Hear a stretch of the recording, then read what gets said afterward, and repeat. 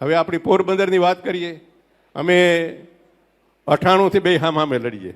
95માં તો અર્જુનભાઈ મને મદદ કરીને ધારાસભ્ય થયો. એમાં આ બધા લોકોએ જે મહેનત કરી, તમે બધા એમાં હતા સાથે, કે મેયરને આપણે ધારાસભ્ય બનાવવો.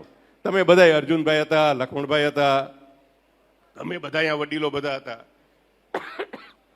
એ મદદ કરી અને મેં કોઈ દી રાજકારણમાં જવાનું નહોતું વિચાર્યું. ધારાસભ્ય થયો.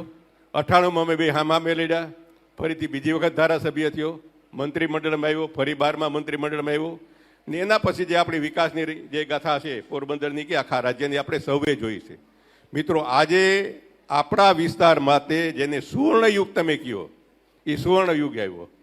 હમણાં આપણે જે 24ની ચૂંટણી ગઈ લોકસભાની, અર્જુનભાઈ ભાજપમાં આવીને પછી ધારાસભા લડતા હતા અને મનસુખભાઈ આપણા લોકસભા લડતા હતા. આપણે 1,87,000ની 1,87,000 સાથે અર્જુનભાઈને જીતાડ્યા. એ જ રીતે તમારે મનસુખભાઈને જીતાડ્યા.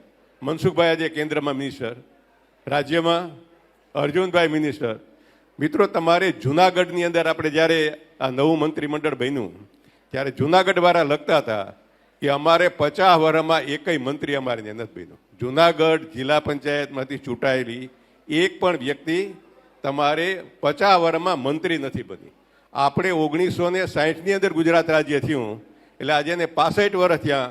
એમાં 35 વર્ષ તો થઈ ગયા. હું મારા 10 વર્ષ, મહંત બાપુના 10 વર્ષ, માલદેવ બાપુના 10 વર્ષ અને 5 વર્ષ શશીભાઈને, હવે અર્જુનભાઈને એ વધારાના વર્ષ થાય. તો આ જે પરિસ્થિતિ નિર્માણ થઈ, કેન્દ્રમાં મનસુખભાઈ, અહીંયા અર્જુનભાઈ, હવે એનો કઈ રીતે લાભ લેવો એ તમારા માથે છે.